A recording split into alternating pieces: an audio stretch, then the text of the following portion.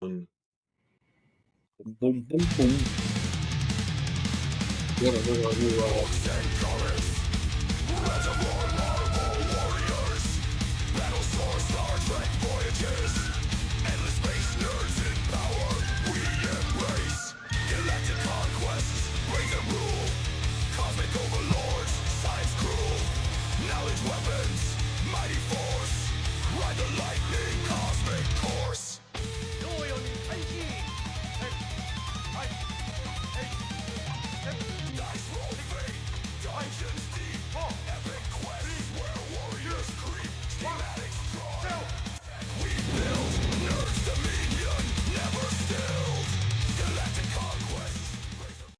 Yeah, maybe 45 seconds is a little long. Yeah, I was just going to say, Christie hadn't seen the intro, but I don't know, but did you notice Star Trek is included in the intro? There is no Ghostbusters in that intro. Just there was Marvel.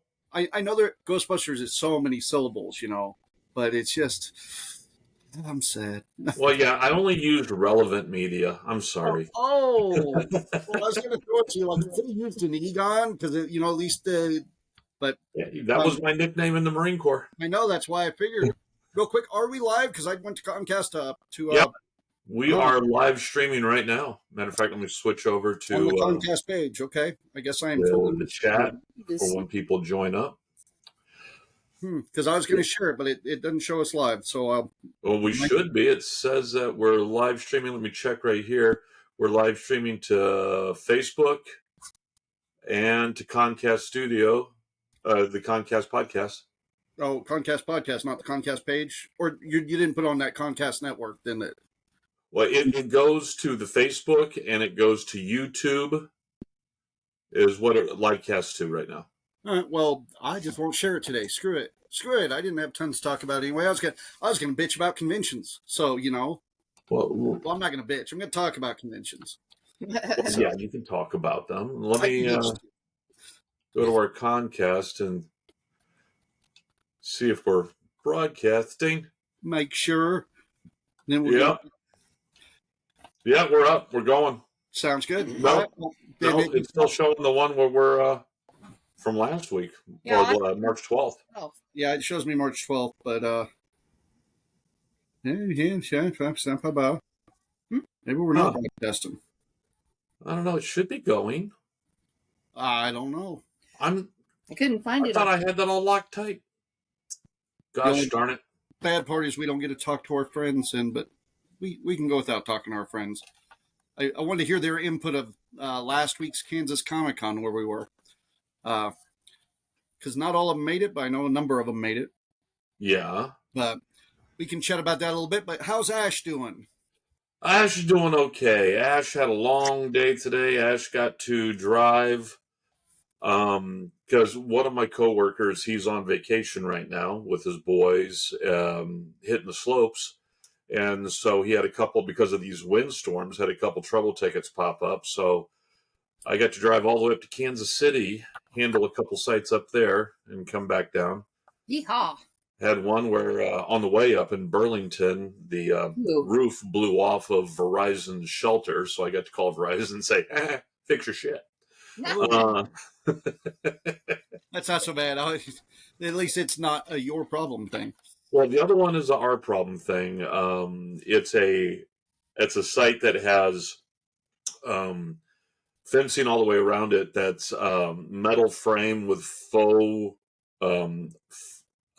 stone panels. Okay.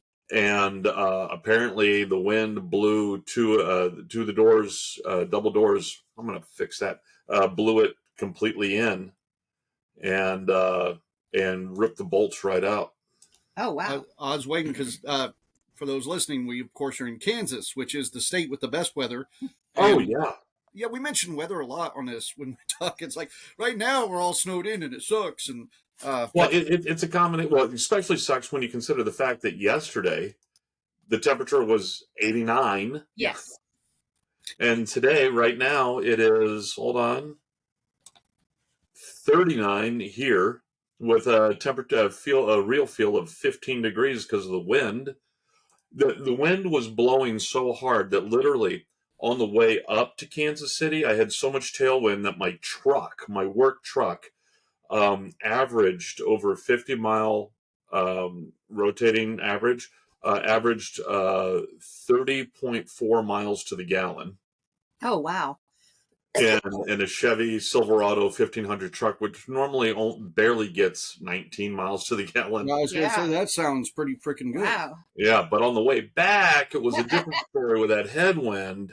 It made up for it. Yeah, then it was like, then I was down to like 13 miles to the gallon. Try driving a Jeep like me, or even better, a CJ Jeep, because that 100% depends on what the weather is like that day as to what kind of gas mileage or speed you will be going. So. Oh yeah. I did see where the highways closed from Salina to Colorado both ways now. Yeah, I heard about that on I-70. Yeah. Today's last day of winter. We gotta have one more day of shit weather before it's time to have good weather now. Yeah. I even heard my roof flapping. I got shingles and stuff flapping on my roof up there. I got to go fix now. And it's like, you wake up this morning, you're hearing that, and it just makes you want to get right out of bed and get at it. I'm telling you. So the joys of home ownership, right? Yeah. I'm trying to see here on our YouTube page where it has our videos right now, live, and it's streaming right now. So let me see if I can get a shareable link, and I'm going to share that up. We are live on YouTube, right? Oh, there's an H in right now. Okay. And Control V, next, and post. So that's up on our site right now, and you'll be able to grab that and pull it over. All right, I will do that then, because I did like talking to a lot of people. I think that was my highlight. Oh, there we are. And now, hey, it's up now. There we go. It says no, that's actually the link over from YouTube. Oh. Okay, I will just share that over then. Yeah, because that was probably the funnest thing I did last weekend, which we'll talk about that when we hit Geekgasm stuff. But the just last weekend, getting to walk around talking to people. Yeah, that was more fun than the con was. But yeah, I'll hit that here in a bit. The con was fun. I didn't get to make it Sunday, and you were there Sunday, so I want to ask you about that too. But yeah, I didn't hand out any wine. Yeah, it was just me. I'm not person forward like you are, and I would have felt weird walking up, slinging bottles at people. And two, it was Sunday, and I'm pretty sure they can't fly with it. Yeah, we should have done it on Saturday. That is always good, because I've had that too, where we've had guests come to like Anime Fest, and with me when I used to do New Brew Thursday, we would trade beer. It's like we got to do that when they get there, because a lot of times it's like they just can't take it back with them. And Mikey Mason, he'd come down and do his beer podcast, and half the time he'd be like, "Well, I got to drink all this tonight, so I don't care if you got to tear down a con or not. You're helping me drink this." Hang on. So, yeah. But yeah, do you have any good geekgasms? What was your geekgasm this week? Oh, it was a really good. I mean, the con was my geekgasm. I think the table was well set up. The models were well received. People really liked them. Rich, apparently, Chris, she was talking to Rich. Rich Cathy, I think either yesterday or the day before. And because he had stopped by and, was checking everything. Of course, checking out the competition. Of course. Yeah, him and I, right before this podcast, that's why I was a little late getting set up, because I'd spent an hour on the phone with him before the podcast. It was supposed to be like 2 minutes, and then we started talking the con. Hour later, it's like, I got a podcast. Let's go. And I completely spaced it because I don't know what, driving today into it just completely wiped me out. I was half asleep in the freaking chair. Yeah. But anyways, no.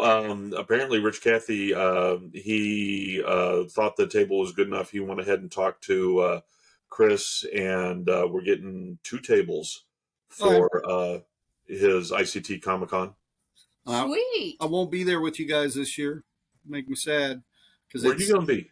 Well, I'm going to be helping run up in Big River because it's the You're same making week. money. Yeah, I'll be making money, and So that's important. I'll be at a bigger event than you will. No, Bigger, but yet doesn't have my ego. But you got Biggin, so that's yeah, two. no, I'm taking plenty ego with me. Don't worry about it. I'll Mhm. bring mine, all the guys. Oh yeah.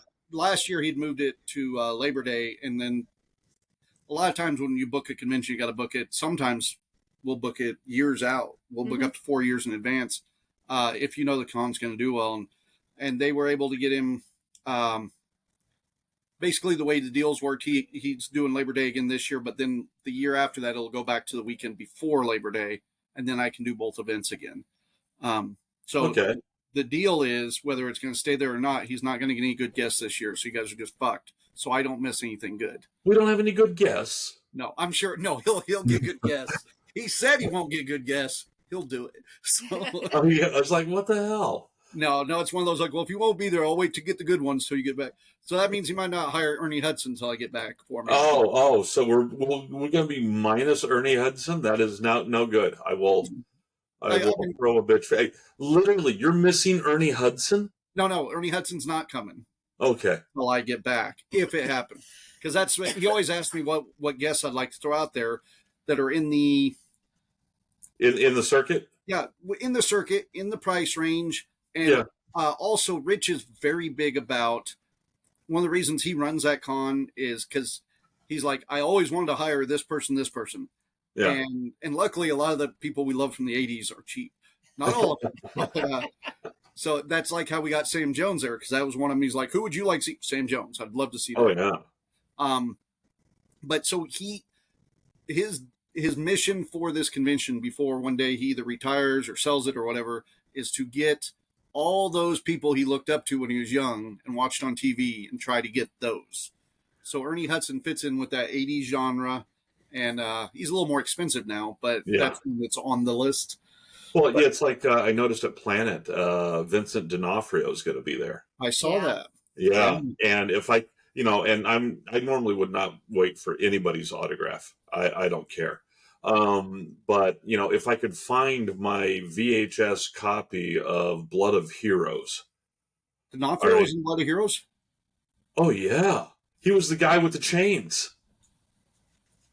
Holy crap, I gotta go back and watch that. Yeah, let me make sure I'm not blowing smoke up your ass, but I was saying that a couple of weeks ago though too, and then Kelly was watching a podcast and he went and watched it and said, yeah, that movie sucked. Yeah, it did. Yeah, Vincent D'Onofrio. He was young Gar.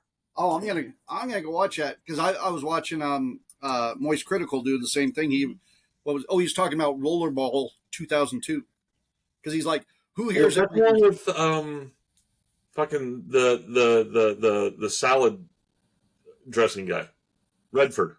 No. Oh, Robert Redford? No. Bloody or Rollerball? Oh no, he wasn't 2002. He was the original 1970s one. Yeah, I can't remember who was in the original 1970s because when he was asking, I was like, "Oh yeah, sure, I've seen it." And he goes, "I know you're all lying." And then he said the 2002 version. I was like, "Yeah, no." I wanted to say I had somebody from like American Pie or something in it, and it kind of killed their career or something, didn't it? No, it was James Caan. That was who. James Caan. Yeah, that does sound right. That's who was the lead guy. But I fear even watching half those movies because half the time they suck. When you walk back at them, there's always good ones. Big Trouble in Little China, watch it all day long. Princess Bride, watch out all day long. Nobody can talk shit. Yeah, that was perfect. People talking shit on Flash Gordon, but I'll still watch that all day long. Well, Flash Gordon was one of those where it was intentionally done campy. Yes. All right, and if you can't get behind the campy, then you're not going to enjoy it. Yeah. Well, and there's some of those movies too where it's again, Star Trek is a great example. I remember first Star Trek movie. It's not my favorite by any means, and no. I might get a dirty look from you, but the fourth one's my favorite, easily, hands down. Phantom Menace? No, Star Trek. Oh, Star Trek. Yeah. There is a saying in the Star Trek community: we don't talk about the odd number movies. Yeah. I've always heard that don't talk about the odds, and it does make sense. Yeah, so you enjoyed The Search for Spock.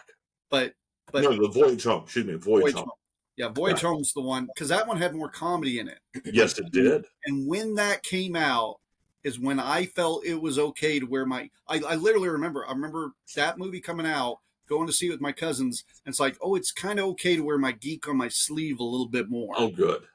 Because my cousins were definitely wearing their geek on their sleeve, Nick and Damon. Oh gosh, from yes. Colorado, and so it was like, oh yeah, no, it's like I feel like one of the cool kids being nerdy. But Right. they were also the same guys that took me in my first, well, not my first friend fair, but the first one I dressed up at. And they're the ones that got me into collecting comics and shit. So, always look up to that. That's good. And I should mention for anybody listening or watching that hasn't, to my left, you're right, is my wife, Christie. So she says hi. Howdy. Cookie was going to show up today, didn't show up, and she's like, you know what, I'll come in there and sit with you and just chat for a little bit. Is that an IE or a Y? IE. That's what I thought. Yeah. I changed the title. Now it's Little Beard and Christie. Don't know how long she'll be in here, but she figured she'd come in and chat because she said, want to hear what you guys are chatting about. And it's like, normally we're picking news out of the thing and stuff. And Oh, yeah. And going, and there is news. There is some Marvel news to talk about and stuff, but I didn't bring a lot. A lot of with me today is my whole week with having Kansas Comic-Con here has been talking conventions. Like it is that time of the year. Mm-hmm. Spring's starting. I mean, we've had events already, but man, right now, and then having literally probably the biggest event Wichita has had geek-wise. Yeah. And I say biggest because like we've had others fill that hallway, no problem at all. I mean, I ran a Comic-Con in there with Don that runs AirCap and the esports guys. We filled that whole area too, but they had more guests for sure, hands down, than I think any con in this area's maybe ever had. And the thing that should encourage other people to go there is I noticed that the cost of getting the signature and the photograph here Are you comparing is cheaper than it is at Planet Comic-Con. It's cheaper everywhere than it is at Planet Comic-Con. That's not a secret. That's not a joke. I've talked about this before. Hell, even on this podcast back in the day. But I've been like where I'd go to Crypticon, and I would be doing a show with a celebrity at Crypticon, and then 2 weeks later we'd be at like Planet, and it went from $35 for the signature to $70 for the signature in 2 weeks. And it simply goes to because we have more people here, I can charge that. Yes. I believe that for Jessica to get because she, like I said, she really wants to get this the autograph of the lady who did the voice of She-Ra for the cartoon. Mm-hmm. And she's going to get that autographed on that She-Ra animation cell from the actual series that I had gotten her, thanks to your help. But she is, I think for that, it's $80 for the photo, $20 for the signature at the desk. And if you actually wanted to go into the photo op thing, because they're doing, they have where you go in and get the photo op possibility with the individual. They have her by herself, and then they have another block where she is there with one of the voice actors for He-Man, I think it is. Mm-hmm. And so you get a twofer with them, and that one not only was completely booked out, but it was prohibitively expensive. I've had that problem a lot, and $20 for a signature is incredibly cheap, especially for Planet. But $80 for a photo is that's a little. It used to be not. Oh, go ahead. I was going to say it's $20. I believe I would have to look it back up, but I believe it's $20 on top of the photo. But if you were just getting the signature alone without the photo, I believe it was like $40 or something like that. That sounds more like it. They'll do package deals a lot. It wasn't that long ago, and I'll say 10 years ago or something, but I could probably go by the decade and talk about it, but signatures used to be way cheaper. It used to be you go up and the picture's free if you're buying a signature. Mm-hmm. Sometimes you could just get a selfie for free. Some of them now, before everybody had a cell phone, they'd have Polaroids at their freaking table, and you could buy a Polaroid. But most of the time, the signature was just, or the photo was just free. I remember it wasn't that long ago they started charging for photos, and like Peter Mayhew was the first photo I paid for, and I thought that was fucking. It was a Star Trek convention, and yeah, add that up. Peter Mayhew at a Star Trek convention. Yeah, no. What are the odds? Yeah, well, I don't know how Star Trek people treat Star Wars people at Star Trek conventions, but and he stood out like a sore thumb being 7 foot tall. But I paid $5 for that, and I was happy with it. But I remember regretting it so bad because I was mad because it's like I saw him just last year and I could have got that picture for free, and since then it just gone up and up to where the photos are a lot of times more than the autographs. Yeah, I was actually going to cover that right here. I pulled up Ms. Britz. She's the one who did the voice of She-Ra, Princess of Power, and the New Adventures of Batman. She was Catgirl. Melindy? Was this the original She-Ra or the new She-Ra? Original. Okay, good. Her autograph price is $80. Photo op price is $65. Table selfie is $40, and combo autograph selfie is $100. See, that's crazy. And not to speak ill of her, but she is kind of a niche, person. She's not one that's going to have the huge lines lined up to get her autograph. Right. I get that people are going to be, because the big thing I've seen lately, the new change on autographs is where they're adding. Kristen is on. Oh, hey, Kristen. I can't see who's on or not. I'll look here in a minute. But what I've seen lately is adding the Funko line to where they're charging a separate price for signing Funko Pops, and half of them have their own Funko Pops they'll just sell you. And I don't know why those are a different signature, but I guess there's so many people collecting them. Like so many people collect Funkos, so they're like, I'll just have my Funko signed. So they're charging a higher price for Funkos because there's so many of them to sign. Do you think it could be because people are getting them signed to sell? Yeah, 100%. And they're doing that because they're selling them and making a profit off of their signature? Well, and we've had this talk a lot with voice actors at Anime Fest because for years our thing was we paid a little extra. We didn't have to do it at first, but this is 25 years running this con. Yeah. At first, we could just call a voice actor and go, hey, would you like to come? And we work out. And then it got more agents. Now half the time we can't hire a voice actor without bringing their agent too and flying them in. So way expensive. But it used to be we paid them extra so that autographs were free all weekend. You come in, any autograph you get all weekend is free. And I get why that went away because everybody just hops on eBay, sells it, whatever. Now, the one I would want to get a signature from, besides Vincent D'Onofrio, Pam Grier is going to be there. Oh, yeah. Pam Grier, I know that name. The actress Pam Grier? Yeah, the actress who's in all those black exploitation films in the 70s. Yep. Mm-hmm. That'd be cool. I didn't know she was coming. Yeah, Helen Hunt's going to be there. Her shit is not cheap. Helen Hunt? Yeah. I really wanted, and why is my mind going blank? He was in Saw. He's the voice of Shaggy. Matthew Lillard. God, why was my mind going blank? He's cheaper than Helen. Huh? He's what? He's cheaper than Helen Hunt. Helen Hunt, her combo autograph selfie is $180. His is $140. Wow. See, and one of the things I just don't quite get, other than they can make the money doing it, is the picture thing. Because autographs, everything, like I could resell an autograph. If it's customized, it's way harder to resell. Who's going to buy a picture of me standing next to Matthew Lillard, for example? If I get a picture of me and him together, that is worth nothing to anybody but me. Not even Matthew. He don't give a shit, Yeah. So the idea that they're charging almost, like everywhere, charges almost as much for a selfie as they do an autographed anything else. It's dumbfounding to me. Yeah. Everybody gets that combo. They want to prove that they didn't just buy it on eBay or something, that they were there. And and I've made the mistake. I'm looking to my right because I see a number of things where I would say just sign it to Littlebeard, because I want people to know that I met you and that, like there's a story behind it or something.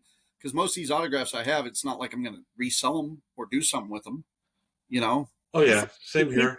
I mean, I if I was to actually get somebody's signature, I could not conceptualize selling it, and also I'm with you. I mean, it still blows me away for as small a period of time that I was with the Wags. Mhm. The number of people that still just call me Ash.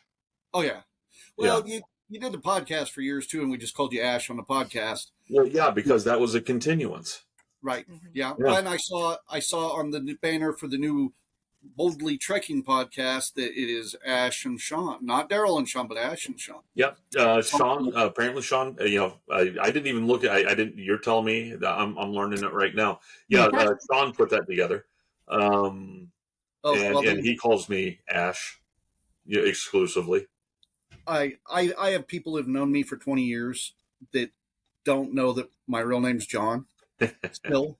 Because there for a while I went through this bad period of where when people found out my name, they wanted me to call me that on stage all the time, just to prove they knew me, Oh yeah.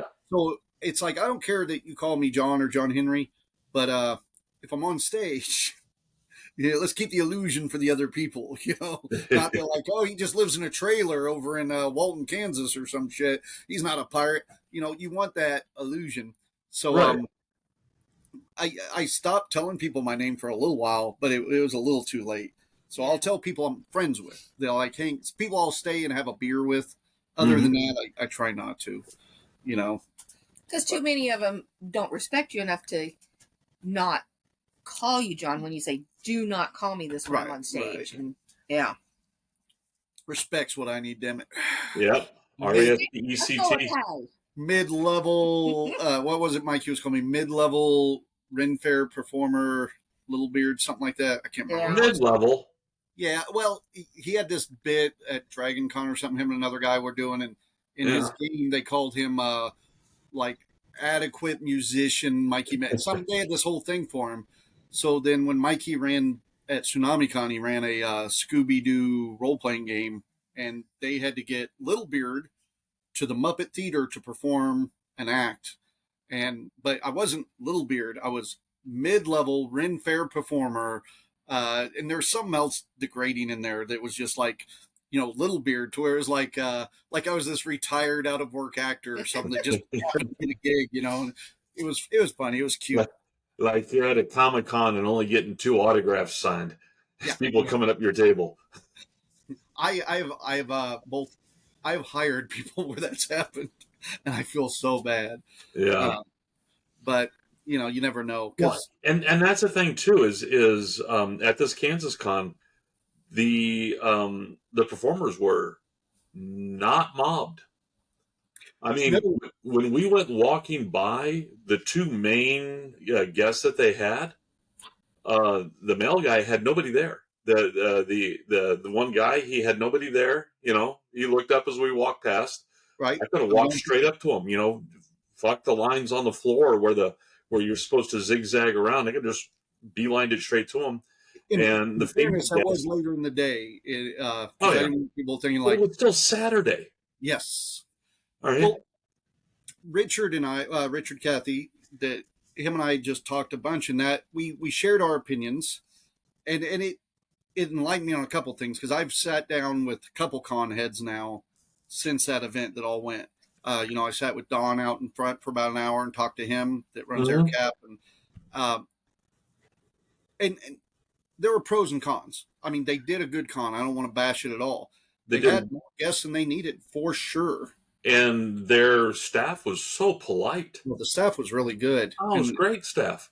And I hope they stay there. And one of the things that Rich and I both were a little, I don't want to say pissy on, was that Century 2, the facility that this was run in, bent over backwards for them. So they did the same for you when you first came in until they had you hooked. Nope. No, they didn't? Oh, matter of fact, we still have some issues with them a little bit. they tried to get us to move Anime Fest over there this year, but Don was doing his con there, moved it. Rich still is. There's a number of things like even just pipe and drape little things. There's that facility, since it is the largest facility for an event like this in the Wichita area. Yeah, they kind of have everybody by the balls, and this con had enough power to come in and kind of go, well, we want certain things. Because even when I got there and I was having my ticket issue, I was telling you about, I talked to some of the con staff or some of the event staff that was there that worked for us at PopCon, and they talked about how incredibly different it was, because they weren't in charge of things like props. They weren't in charge of some of the equipment rentals and stuff like that normally Century 2 is in charge of. right. So they got some benefits getting in here that the local cons aren't getting. Right. And that's kind of bothersome. Yeah. Because Rich even had a little local. talking was, I can even see you doing some of that, but you got to watch those dates too, because if all of a sudden you start putting dates over the other events or too close to the other events, those events won't be able to coincide and exist in the same facility anymore. But yeah, and you're right. But the thing is you got to realize that is the power of having the big dick in the locker room. It is. It is the power. But the thing is, like, if Century 2 is wanting more events and more money, if they work with both cons and keep both cons in mind, then they can help, not for sure, but help keep them separate enough that they can get money off of both of those events. Oh yeah, they do more than just the event space. I mean, you're pretty tied into their catering, their electrical, their tables, chairs, pipe, drape, all that stuff.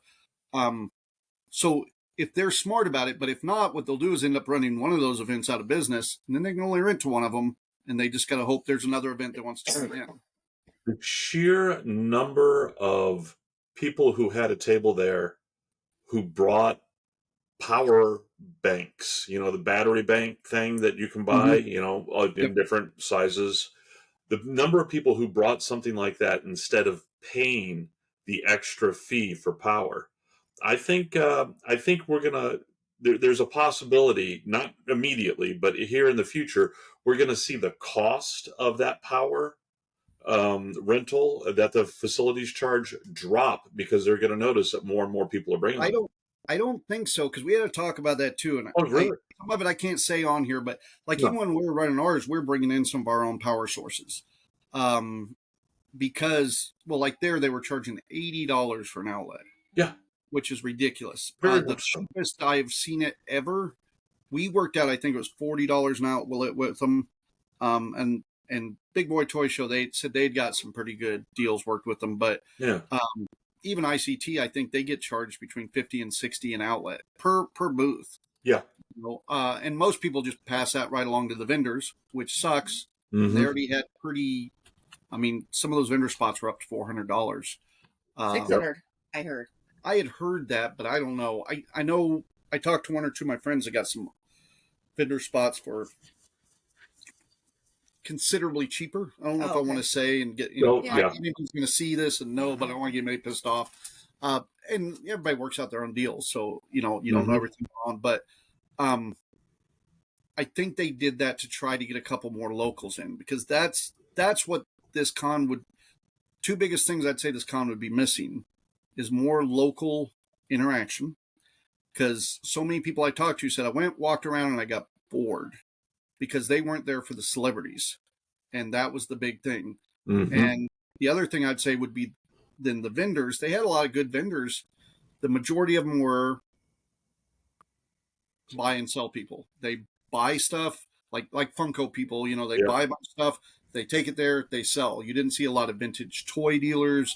You didn't see hardly any comic book dealers. What was it you said? There was three booths that had comic books? 3 booths that had comics. Only one was a comic booth. And as I was talking to my other friends that do comics, most of them were like, I couldn't even find but the one. Yeah. And I'll be honest, I left the con. I didn't buy a single thing. Yeah, me either. There was that Scott's booth, the Scooby-Doo booth there. Mm-hmm. I wanted everything in it. But, there just wasn't anything that I went, I need to buy that. And their There's prices you're were not going to find at Planet or at the next con or the next con. yeah, and their prices that some of the people had there, okay, I'm Trekkie, and there was that one booth that was just a couple away from me that the lady had a lot of vintage Trek toys, and I even mean that, still had the Walmart sticker on it for $12. She's selling it for $100 plus. All right, that was all like late '90s was the oldest stuff I really saw. Yeah. I didn't see anything before that. Well, I think there was one, but even the stuff that had something from before that, it even said on there from the original series. So yeah, that was later on. Yeah. They were reproductions or Yeah. something came out in the '90s of something in the '70s. And I know that any of that stuff I could have any of that stuff I could have purchased online, eBay or something like that for half of what she was putting it up for. And I don't think she moved hardly anything. That's the problem I have had with comics forever. Or not Comic cons. Hey guys, I was trying to get over here to the chat and I just can't. I'm keep screwing it up here. It's just one of the problems I have with the Comic Cons in general so often is people all the time like, oh, I'm gonna go buy this issue or that issue at Comic Con. It's like, okay, so unless it's either a real rare issue you're looking for or a cheap issue, like I'm wanting to fill out a collection with a bunch of like $5 items, don't buy your comics at Comic Con. No. I hate doing that to you. My friends are vendors, but those same vendor friends all have storefronts and shit you can go talk to. The thing is they have to pay such exorbitant prices to, not at every con, but a lot of those cons to set up, that they have to up some of those prices. Hey, so, honey. Hey, honey. But the and Christie's on too. Hi, other honey, she says. Baby.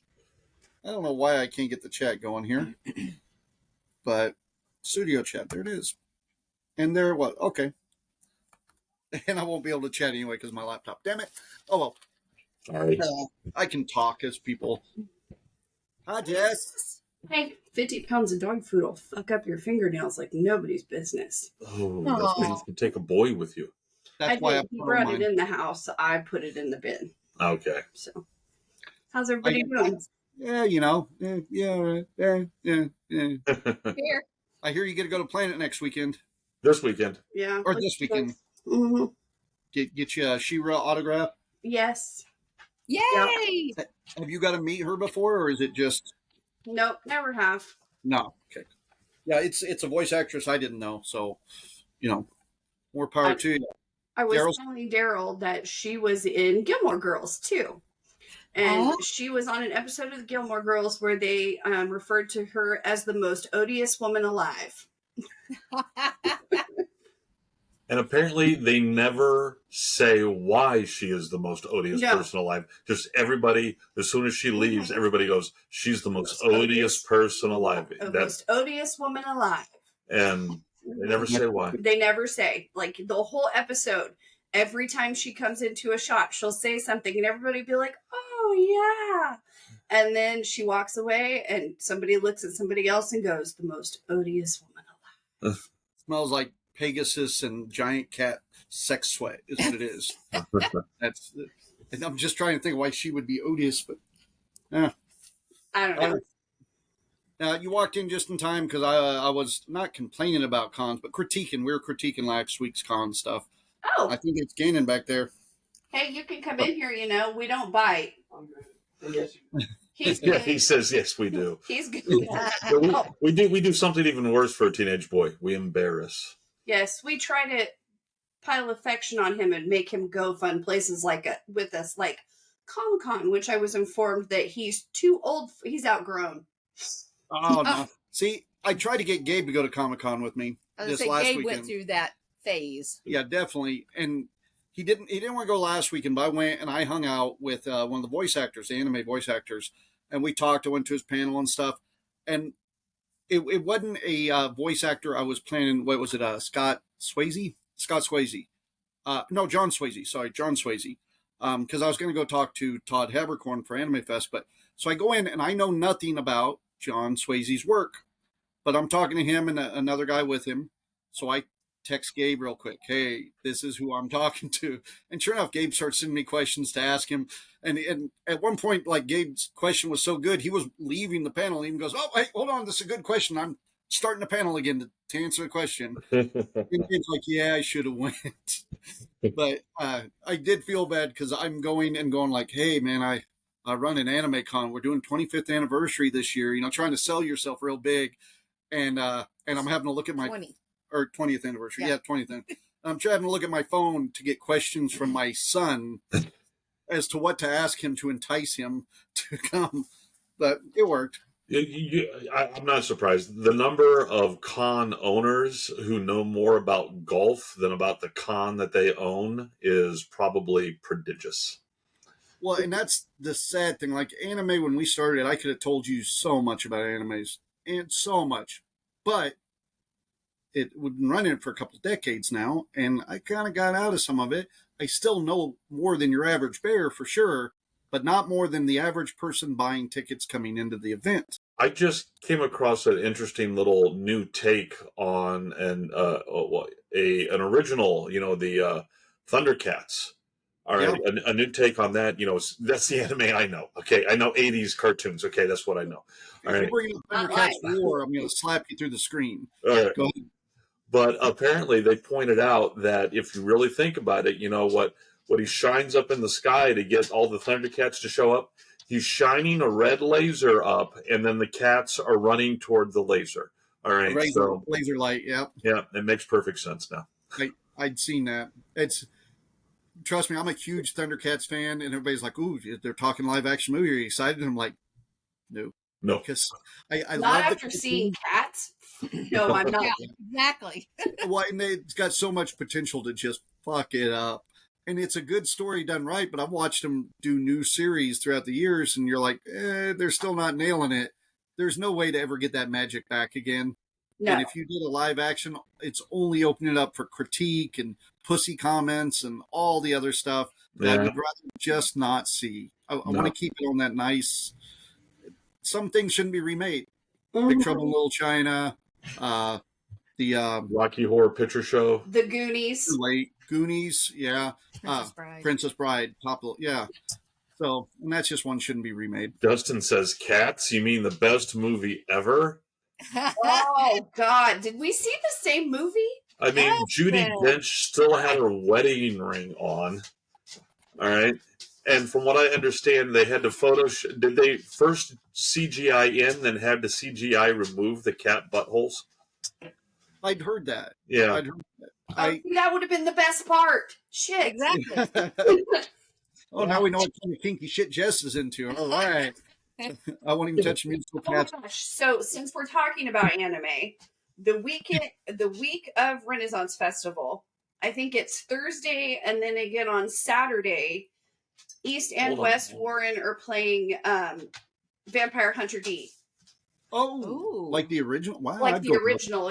I can't remember what anniversary, and I was so pissed. Definitely not the 5th. That weekend, I was like, damn it. Vampire Hunter D, I was watching before I met you. Yeah. So that's gotta be like 35. Vampire Hunter D got a lot of guys like you through puberty. That was the very first anime I ever saw.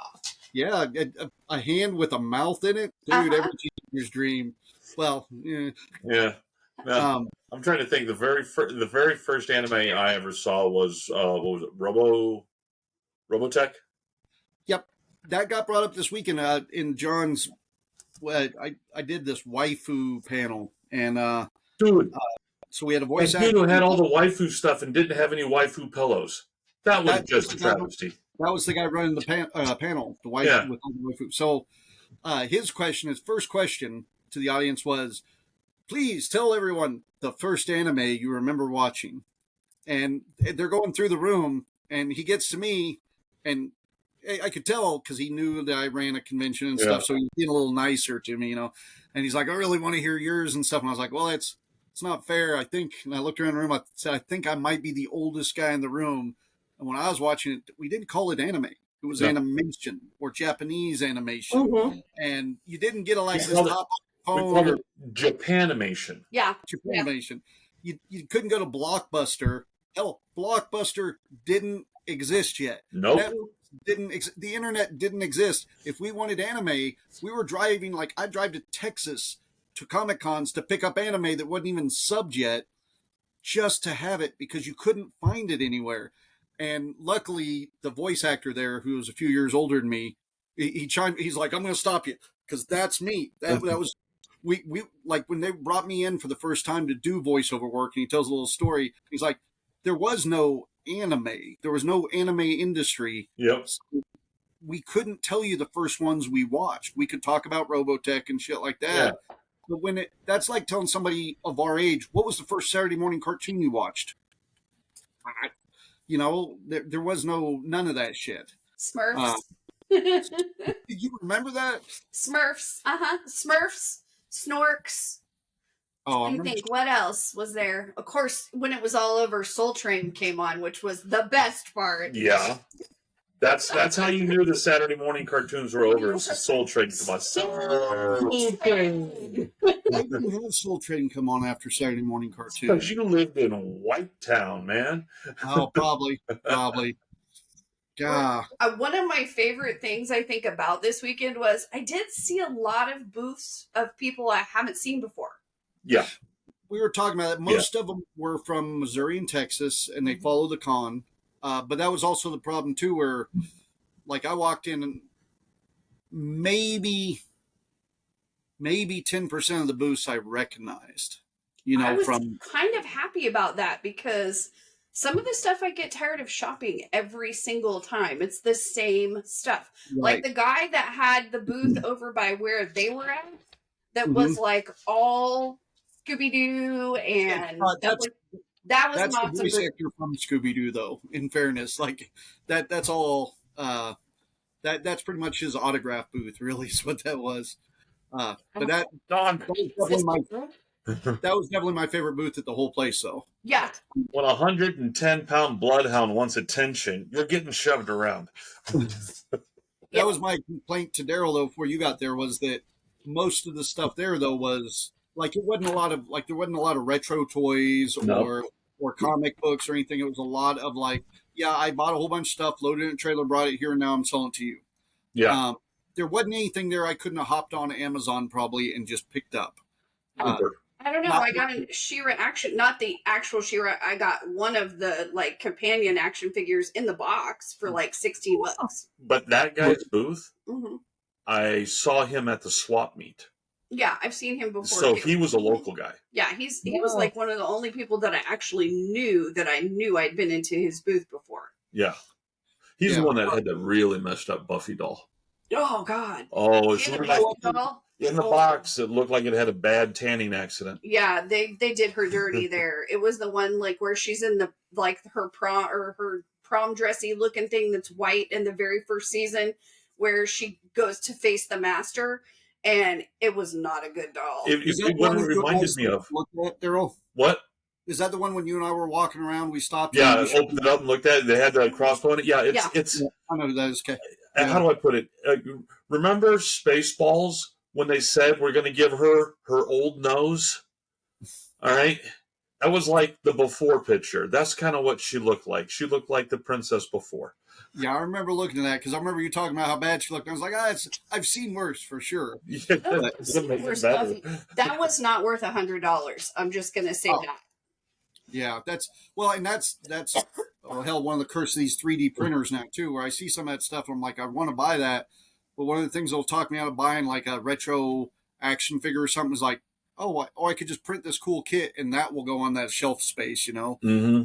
And I've spent $1, Yeah, I did like that they were not flooded with 3D printed stuff. It wasn't every other table was 3D printed everything. Just my table?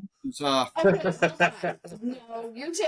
your models were on the table. Thank you very much. Oh yeah, those are on that table. 3D print those. Okay. I have heard of a couple cons lately giving 3D printer spaces like prime spots or cheaper spots because they're creating their merchandise. Mm-hmm. And I'm like, I don't know that it dumbfounds me. I don't like if anybody out there knows why they're doing that. I have not reached out to any of the events yet that I've heard they're doing it, but it I don't know, that dumbfounds me because I go to some places, I'm like, oh, I'm going to go to your booth. You have the same shit that you do, and you do because you're all buying. I don't follow that myself because we are avid 3D printers, you and I. Right. But I know it's. Shh, don't look around. Matter of fact, hold on. Do not look around. Do not point the Printer. Oh wait, can you go the other way and show the other printer? No, it's kind of blocked. Oh shit. Printer. Oh, wait. I'd do the same, but I'd be just walking around with a laptop like an old man going, can you guys see this? Can you see this? And you know what? I think that is true because when we went to the Pinners Conference in Kansas City, they had people there that were showing how to use your 3D printer.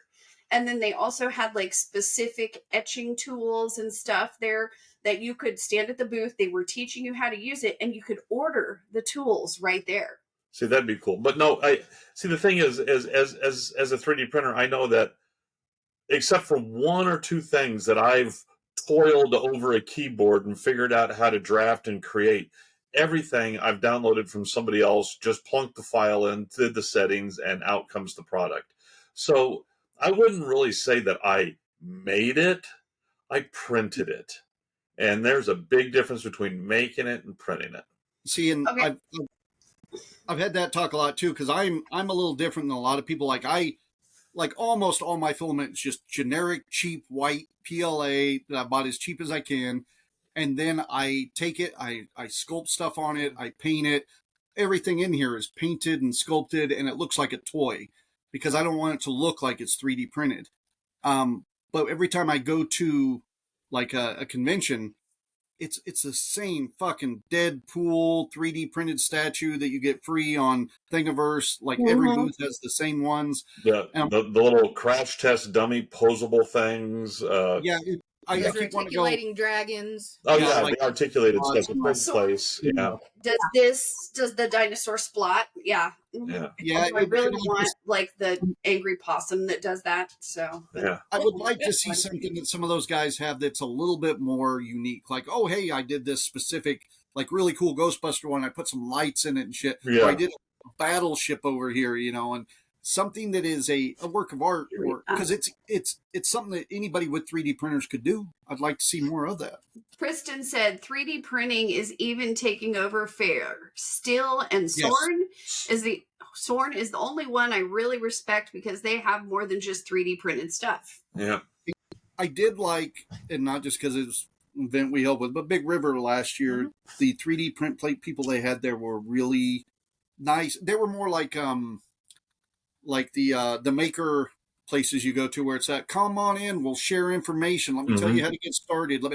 And I praised them for that because I said, man, you know how many 3D print booths I go in and they act arrogant, like they've designed all of this. And then, and all you're doing is like trying to get people into 3D printing. If they want to buy something from you, awesome.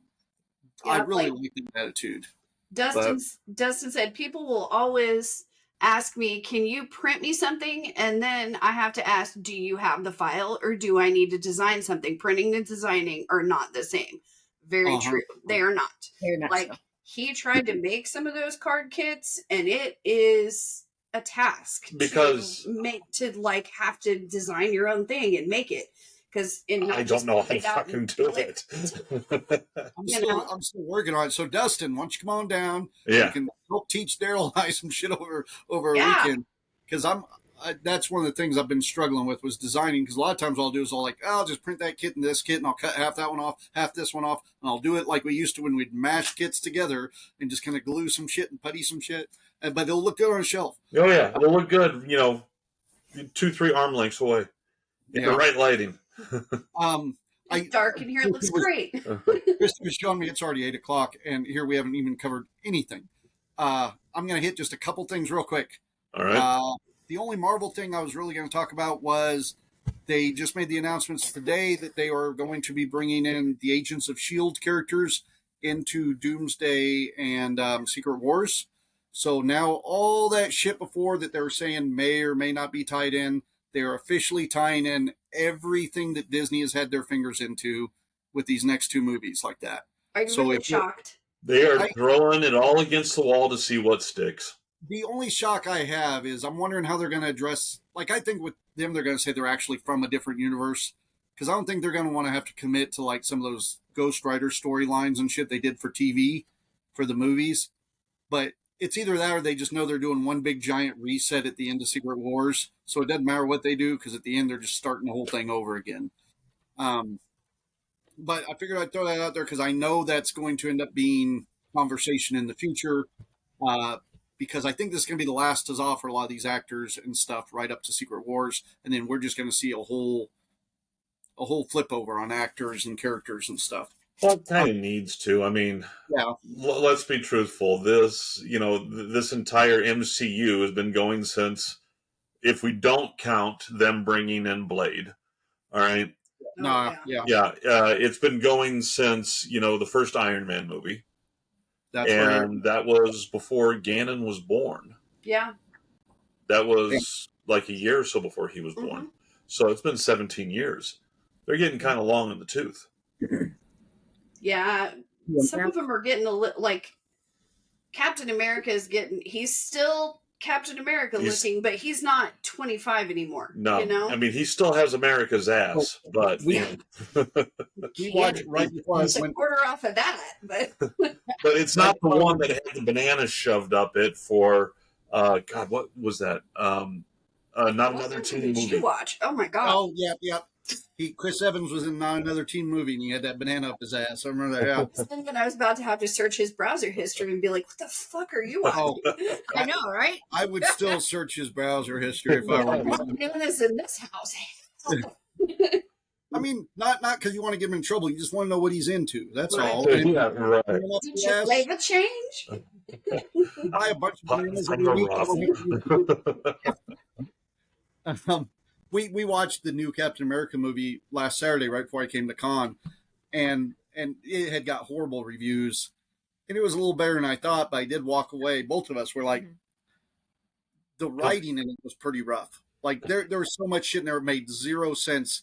They did like, oh, this will look good theatrically, this will look good theatrically, this will look good, and then they just mashed it all together, and that was the movie. I don't know. I walked away feeling empty. Like they could have made that movie or not made that movie, But well, it's kind of like I will still say of recent B movies, my favorite has been Renfield. Oh yeah. All right, but that was two different movies put together into one. Was it? Oh yeah, you had the you had the vampire, and then you had the cop, dirty cop. The cop in a dirty precinct thing. Those were two separate storylines that they just they're like, well, I've got 45 minutes of material here. I've got 45 minutes of material here. Oh, great, we got a whole fucking movie. Let's go. And that's what I felt about most Marvel movies lately. Like they're like, you got a good story, just throw it all in one bucket and we'll throw it out there. I'm like, that can be good, but Gannon and I went and saw Novocaine this week.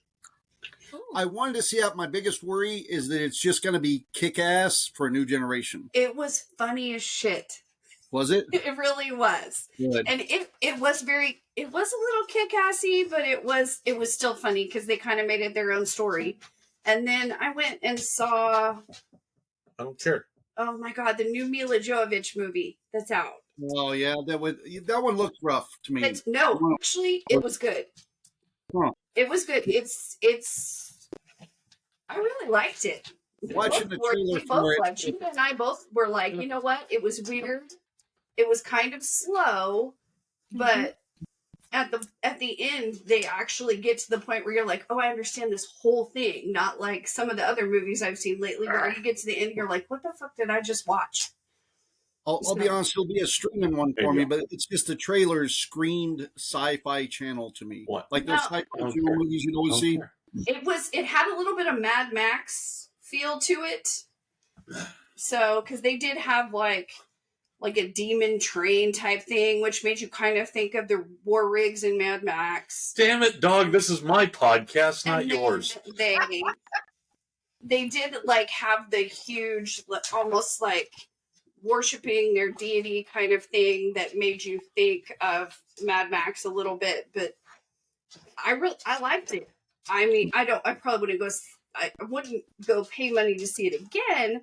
But I mean, if you like George R.R. Martin stuff, then you probably really like that movie. And if you like Mila Jovovich, you will definitely like that movie because she killed that part. Mila Jovovich, she's hit or missed. There's some stuff she's awesome in, and there's some stuff it's like she was in it. You know, I'm positive we'll see some people dressed up like that character. There we go. At Ren Fair or for Halloween. In fact, Sarah Colton and Sarah, the tattoo yeah, she has the hair for that character completely. Like she just have to slap on some robes and a little face paint. She'd be it. Well, we probably are at a time we got to start tearing this up. Hey, real quick, I didn't do my geekgasm, so this is it. Boom, shoulder pad or elbow pads. That's it. They're for my Ghostbuster outfit, and I've been going to these events for years with military pads, and everybody's like, "Why the hell are you wearing those?" So I just went and got big boy ones, like from the movie, for $20, and that's all it was, a simple fix, and now I have them. So I'm happy. You're funny. I like it. Yeah. I don't have one, except for I finally got off my ass and properly light blocked this, so I've been working on getting this light blocked. That's all I got. It's just Enterprise ABC. It's the Enterprise C that I'm doing next. It's the one I sent you the pictures of, where I did every freaking window with. If you flip it over, you'll probably shine through the. Well, no, because I got tape on it right now. Mm-hmm. I taped it up and then I light blocked on this side. So after I'm done, I'll pull the tape all the way off, and then I'll be able to shine through the light through the windows. So much more tedious work on those vehicle prints than character prints, but I even from Tenet Controls, they have a special little module that has all the timing just right for the navigation lights blinking and stuff like that. It's the cheapest thing they sell at $15. So I had gotten that so I can do the right blinking lights for the navigation on it. Is that what's on the porch in the Amazon box? No. Okay. Oh yeah, no, that's the light cords for that planter. Yeah, for that lamp. It's a whole planter with a lamp and the grow light and a removable water tray in it. Wow. I'll show you where it's at. I won't send you the files. Okay. Thank you for not doing that. That would be so I was looking at the calendar here to make sure. Okay. Yep, I'm good. I had to make sure I was in the right spot. I was not ready for this podcast. Sorry. I also need to mention, so next week is Planet. We got coming up. The next big event for us here locally is going to be Great Plains Ren Fair, April 12th and 13th. Right. All four of us will be there. We'll have the wine booth. We're going to be doing the Pirate Power Hour show, the Scallywag show, all that show. We're going to pilot selling wine by the glass. Yes. Yep. Going to try that out. So you can come. I mean, I don't know. Are we still doing samples that way? We'll still use samples. We'll be doing samples. Well, yeah, because then if people want to know, because some people don't want to buy a glass until they try it. Right, I get that. Or a bottle, or 10, or case. Take it all home with you. And if that works, that means for the fall one, we need to have that slushy machine. Yes. Yeah, we'll see about that. I know somebody that's got one of those. We could try it. Oh, cool. Who does? She knows someone with a slushy machine we might be able to try it out with. Even if it's just one night of us getting together to try it out. Oh, yeah. Hell yeah. Complete sample fest. Yeah, we'll invite whoever's listening to the podcast now. Come on over. We'll drink some slushy wine and get stupid. But you got to be listening right now. Just right now. All four of you. We'll have the greatest ConCast ever. There you go. We'll go do it at the Burrow. There you go. Oh, the Burrows would let us totally hook up a slushy machine, or at least bring one in, I'm sure, if we gave them some slushies. Oh, hell yeah. So with Great Plains, I found out for sure we are getting Crazy Boy Coy this spring, so he'll be there. We are looking at maybe bringing back another pirate group. I'm finding out tomorrow. The bubble guy that was working with us last time, he'll be on our stage, and then we're bringing in Mikey Mason He will be there. I got confirmation today. So he'll be doing shows with us, and then he will be doing the Pirate Power Hour with us, which he's only got to do there once before. So we're kind of excited about that. That is definitely his jam. Yeah, yes. No, I'm pretty tickled because he's a good, cool guy to hang out with, and he's also one of those guys. You know my bitch. Can I leave you on stage and walk away for a little bit? Yeah. And I can do that, and I can just walk away. And that's why I loved having Jake and them there last time. Totally lost, yeah. Because I can do that. I can put them on stage. I can walk away, and if I come back in a half an hour, they're still fine. You know. Well, let's not do that. No. So that should be a good one. Next weekend we have Planet Comic Con, of course, which I won't be at. You guys are stopping in. GPRF April 12th and 13th. Central Missouri Ren Fair will be the 26th and 27th of April. Want to go to? I don't know. Is it? I don't know. Central Missouri is really good fair. Is that the one that's got the guy Spike from Buffy the Vampire Slayer that's going to be at it, or is that the other one? No, that one's in Oklahoma. Oh yeah, that's the one you want to go to. That's the Oklahoma one. It's an Oklahoma Ren Fair? No, sorry, I was thinking Comic-Con. Sorry. Oh, Comic-Con. Yeah, no. This is the Ren Fair. Also on the 26th here locally will be the Pirate Murder Mystery, which I think might be sold out now. I'm not sure. But I should throw that out because it's Pirate Event. And then they're doing it again Saturday, May 3rd, the Pirate Murder Mystery. And then after that, it's Sleepy Hollow Ren Fair for the rest of the month that will be close. No big cons again here till June, where McConnell Comic Con's coming back. A lot bigger this year. That's right. The guy was there this weekend. The guy running it, he was out there scoping out people to have at McConnell. Yep. Yeah, I got to talk to him a little bit on the phone, and yeah, I saw he had pictures with Ron Paulson and stuff there. So he'll be there. McConnell Comic Con will be there, and then the next day we're going to be performing the Big Gay Market. It looks like so. Right, we're cutting from the rough. That's what's going on. You know, some people like a banana up their ass. Some people go up the down staircase. That's all we're saying. And then we cap June off with AFW's 20th anniversary show. So that's what we got coming up next couple months. And I'm done with that part now. All right. Did you throw Norman Ren Fair in there? I did not throw Norman in, damn it. Norman is first weekend in April, I think. I think that's the 5th and 6th, if I remember right. And I feel bad. I should have put that in. I didn't write it down this year because I knew we weren't doing it because the way Easter fell this year, all the April festivals had to change their dates.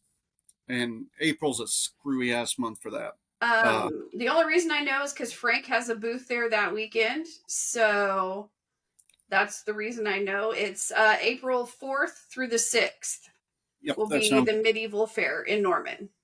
4th through the 6th. That's right. Yeah. Like the weekend before ours. Mm-hmm.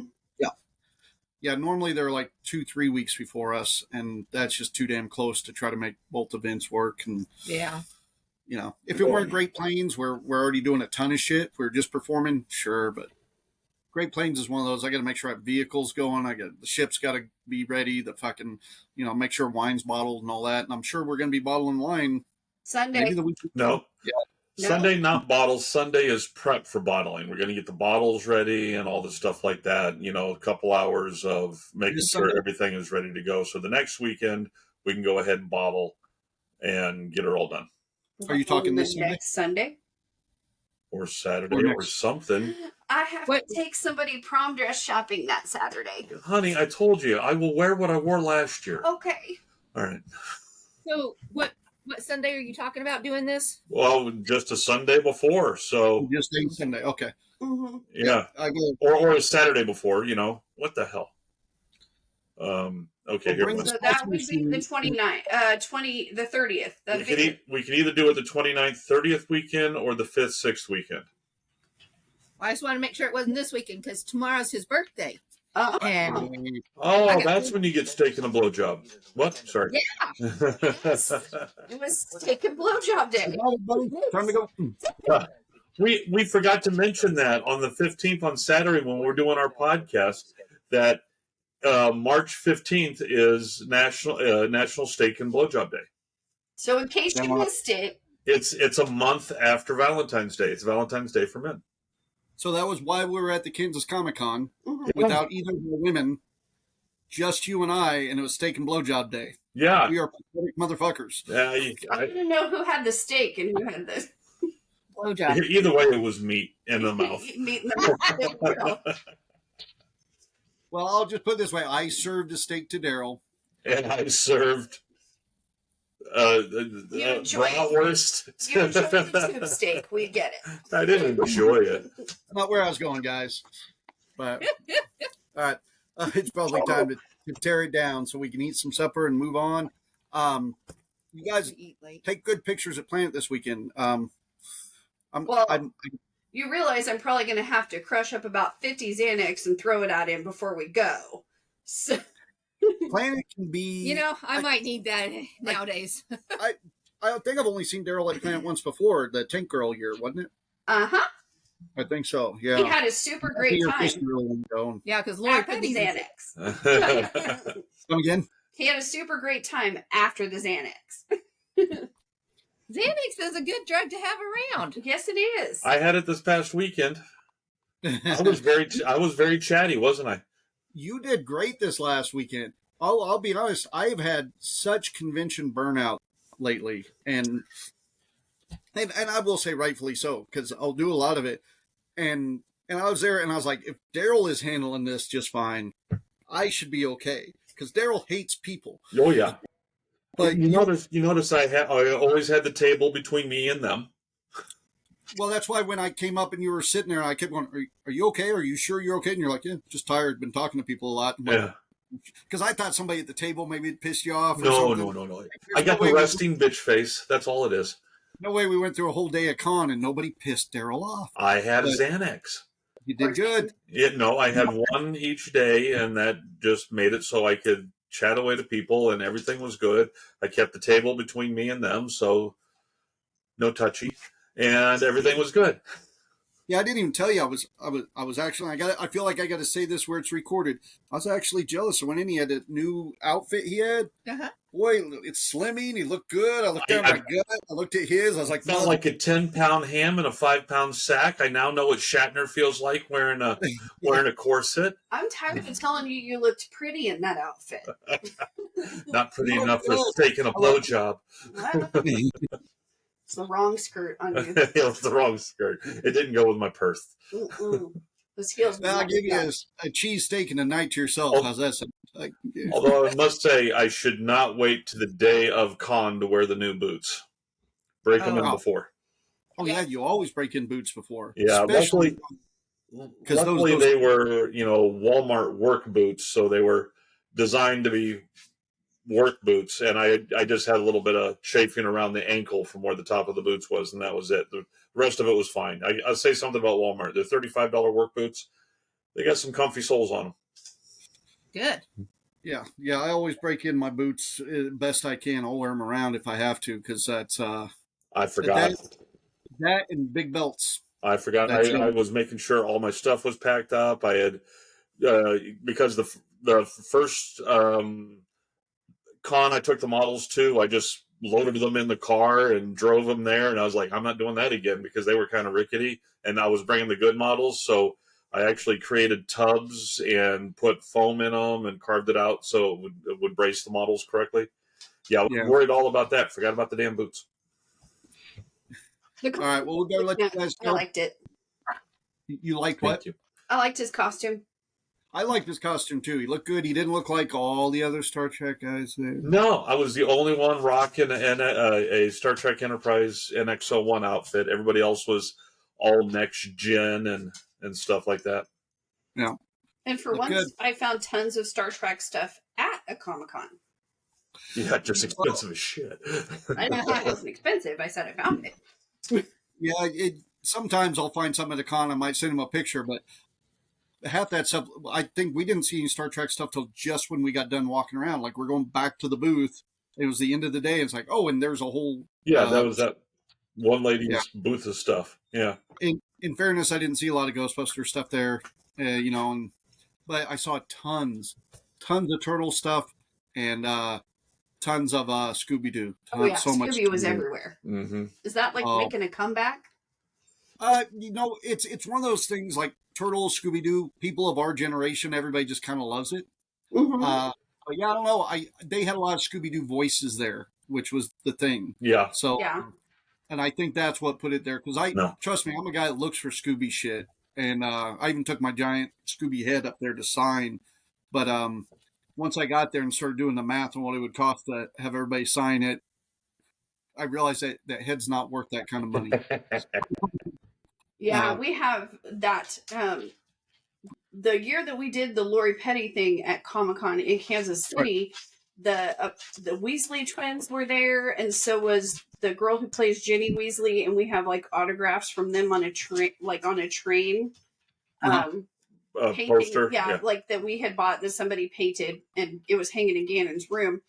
And so at the con I want to go to in Oklahoma, Lucius Malfoy, or the guy who voices him, is going to be there, and his autograph is like $120. Yeah, I think it was like $110, $120. Wait, the guy that voices him, isn't that? Just the autograph, no selfie, no any, just the autograph with a bunch. Isn't that the blonde kid, Lucius Malfoy? No, that's the dad. No, the dad. There you go. Oh, okay. Mm-hmm. When you said Voight, isn't that an actor, or you said the guy that voices him? It's the actor. Sorry, the actor that plays him. Okay, making sure I didn't voice actors, and so I got it in my head.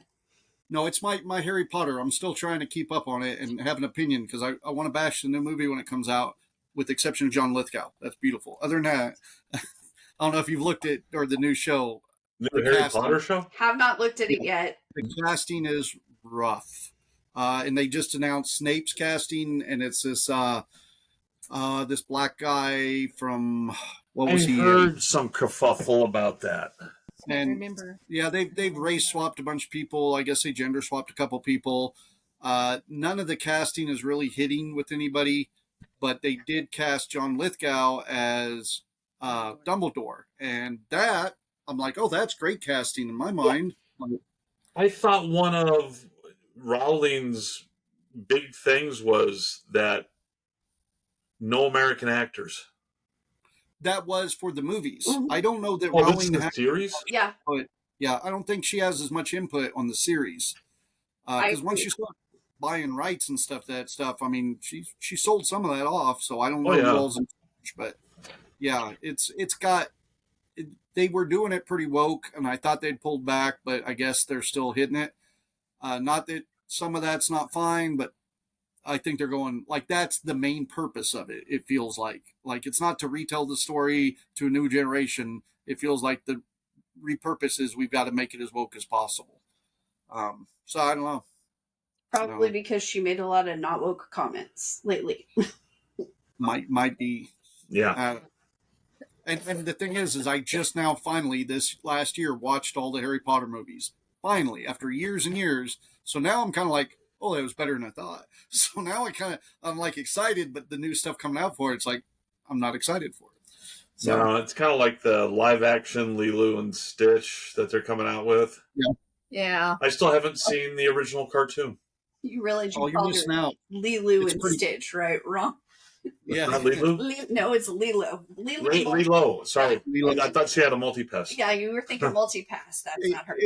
As much as this room looks Ghostbuster, if I walk into my kid's room down the hall, it's Stitch everywhere, so we've been watching and everybody here is excited. I like the new movie. It looks good. It came under fire a while back because the girl that they hired, or the actress they hired for the older sister, was too fair-skinned. She's Hawaiian, but she's not as dark complected as the character in the show. So they were saying it was that it was whitewashing. What's the word? Huh? Whitewashing? Yeah, like it was whitewashing. And it's like, but she's Hawaiian and she's just lighter complected. And people came at it hard. And then that was months ago though. But Snape being black's okay. No, people are coming after that hard too. Fairness. I mean, they're coming after everybody for everything. I give up. There's so much pulling back I've done this morning, even when we watched I was like, I want to make sure to catch a couple of these videos I saved for podcast. And we ended up watching some of the Ryan Reynolds stuff. And the stuff they're saying, it's like they are reaching as far as they can to try to make drama out of anything they can. It's like, well, fuck, I just won't watch anything on Ryan Reynolds for the next 6 months. I just got to wait now. It's like, the news is just trying. Okay, they brought back the 2 astronauts. All right. And they've been up there for 9+ months. All right. And it's there's people that spent far longer in space than they've ever spent in space. They know that when they come down, their immune system is going to be compromised. They're going to be weak as hell. I mean, these are all known things. All right. And they plan for it, all the stuff like that. But the way the news is portraying it, they're back and they might not be able to walk. It's hard. One of the things I saw today was one of them looks like they have jaundice. Well, they've been in a freaking space station for like 9 months. It's not like they were out on the beach getting a tan. And they're showing Sunny, all right?